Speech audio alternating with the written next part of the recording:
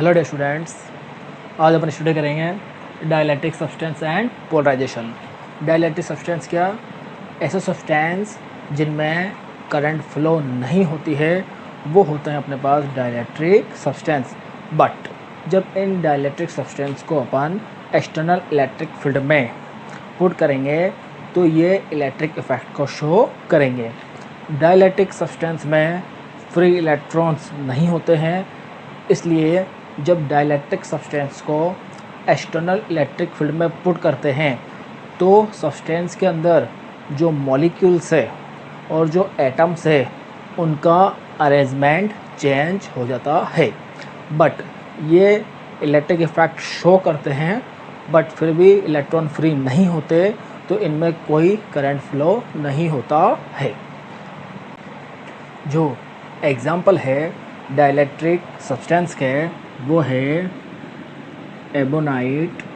अपन ने first chapter में पढ़ा था ebonite road, wax, paper, oil etcetera.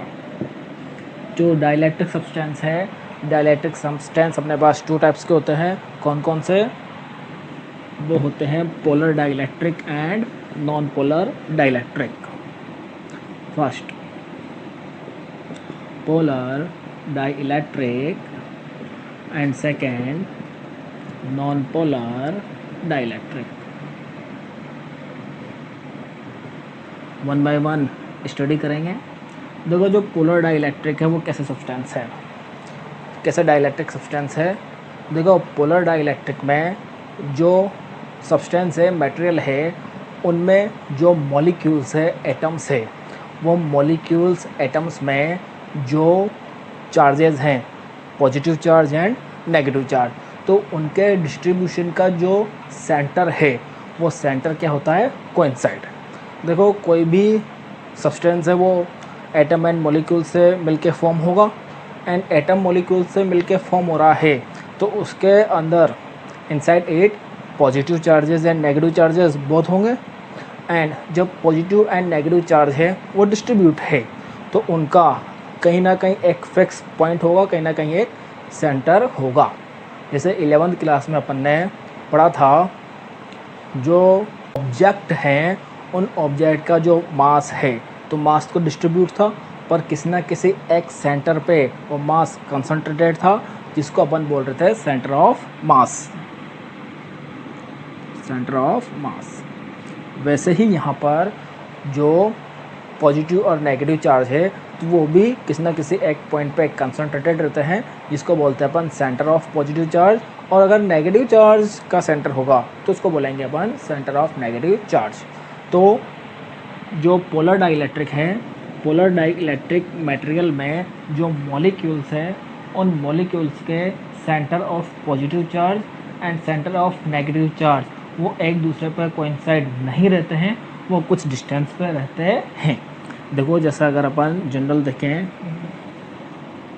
तो ये है, मान लो पोलर डाइलेक्ट्रिक मटेरियल, और इसमें जो डिस्ट्रीब्यूटेड है तो कैसे ये अपने पास मॉलिक्यूल्स डिस्ट्रीब्यूट है। ठीक, अब मॉलिक्यूल्स डिस्ट्रीब्यूट है तो ये plus minus plus minus plus minus plus minus plus minus plus minus plus minus plus minus. तो ये जो है, तो ईच मॉलिक्यूल और एटम है उसका centre of positive charge, centre of negative charge क्या है? कुछ डिस्टेंस पर है। तो डिस्टेंस पर है तो इसका ईच मॉलिक्यूल किसकी तरह बिहेव कर रहा है? एक तरह से डायपोल के जैसे बिहेव कर रहा है। तो ईच मॉलिक्यूल का डायपोल है, डायपोल मोमेंट है और डायपोल मोमेंट है। बट इस पूरे सब्सटेंस की बात करें तो इस पूरे सब्सटेंस का जो डायपोल मोमेंट है वो क्या होता है? जीरो। वो जीरो कैसे होगा? वो जीरो ऐसे होगा ना, देखो इस तरह से तो अभी ये ओरिएंटेड है, अरेंज्ड है, बट ये पॉजिटिव नेगेटिव ये इसको कैंसिल करेगा, ये पॉजिटिव नेगेटिव इसको कैंसिल करेगा, ये इसको कैंसिल करेगा, ये इसको कैंसिल करेगा। ऐसे ही ये कैंसिल कर देंगे। जब कैंसिल करे तो कोई पॉजिटिव और नेगेटिव चार्ज रिमेनिंग नहीं रहा, तो पूरे मटेरियल का डायपोल मोमेंट क्या हो गया? जीरो। ये तो अपन ने कब बात कही? जब अपन ने इलेक्ट्रिक फील्ड अप्लाई नहीं किया। तो इलेक्ट्रिक फील्ड क्या है, जीरो। बट जब इलेक्ट्रिक फील्ड अप्लाई करेंगे, ये सब्सटेंस है, अब इलेक्ट्रिक फील्ड क्या है, जीरो नहीं है। अब इलेक्ट्रिक फील्ड की डायरेक्शन सपोज करो ये है अपने पास लेफ़्ट टू राइट, इधर ये है पॉजिटिव वाला पार्ट, इधर ये है नेगेटिव वाला पार्ट।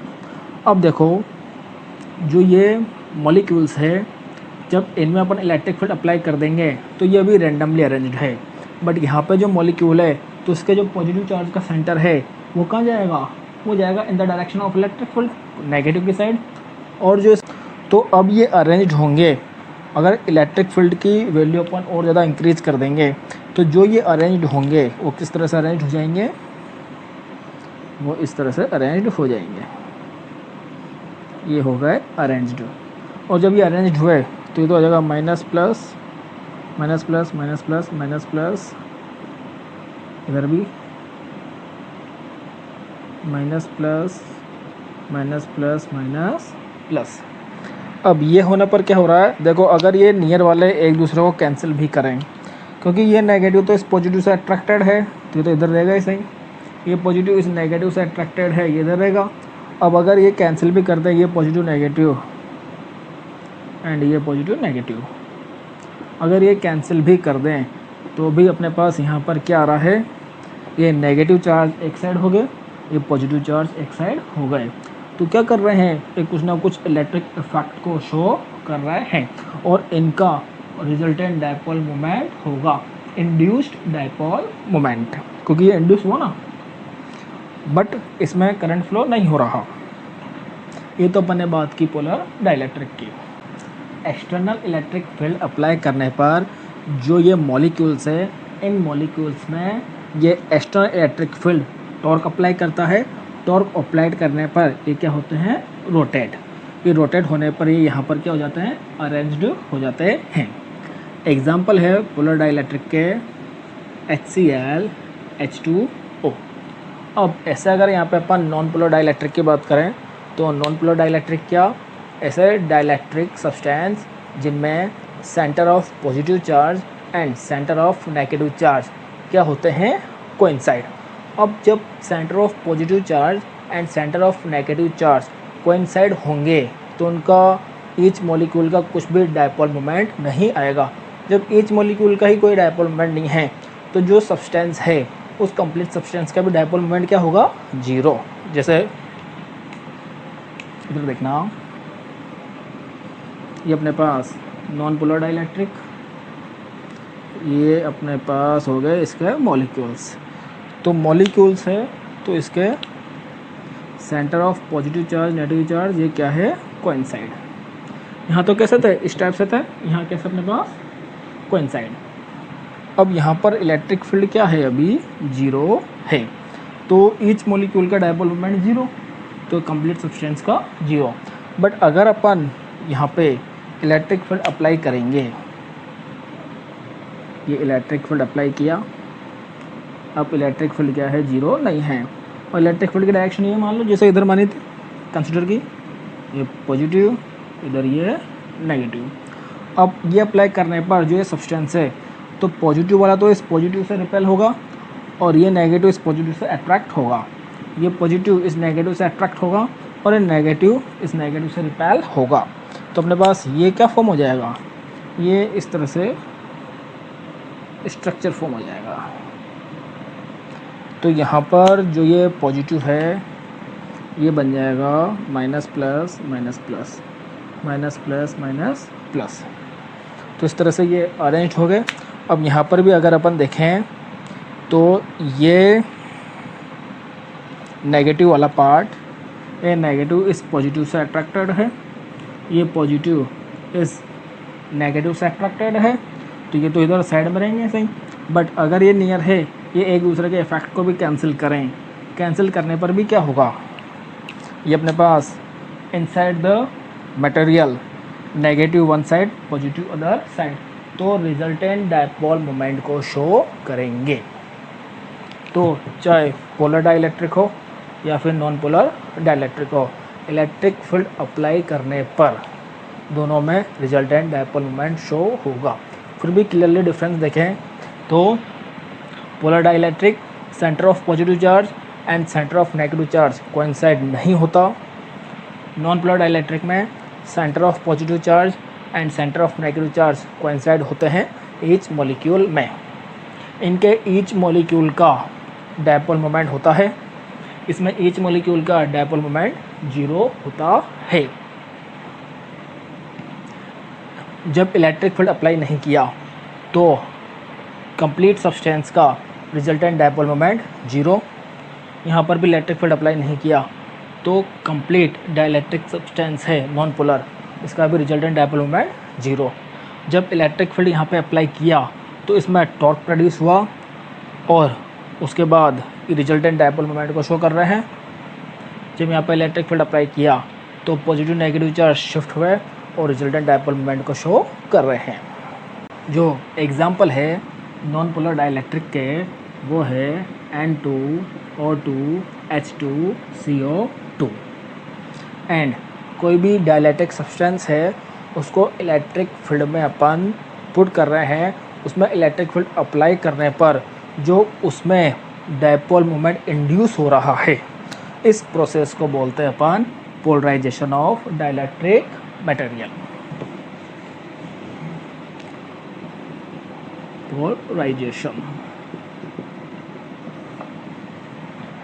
और ऐसे सब्सटेंस जिसमें जो इलेक्ट्रिक फील्ड अप्लाई करने पर जो डायपोल मोमेंट इंड्यूस हो रहा है और वो इलेक्ट्रिक फील्ड के अलोंग है, ऐसे सब्सटेंस को बोलते हैं लीनियर, यूनिडायरेक्शनल या फिर isotropic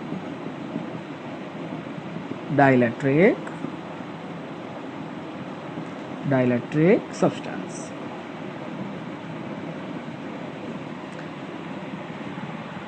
linear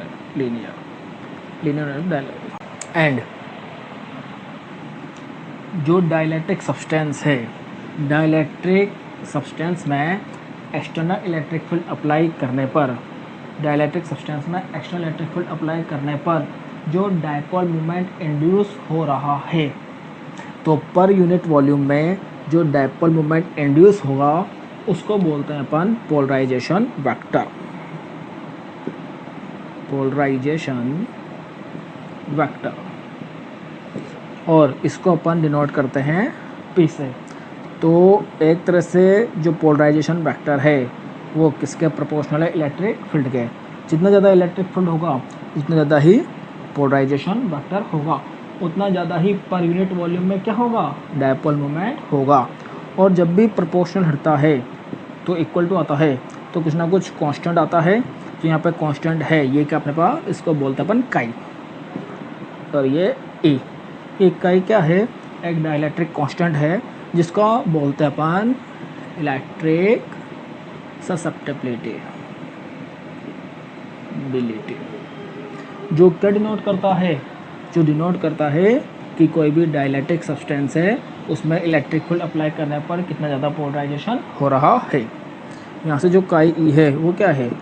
P upon E, means per unit electric field apply करने पर कितना ज़्यादा पोलराइजेशन हो रहा है, उसको डिनोट करता है इलेक्ट्रिक ससेप्टिबिलिटी।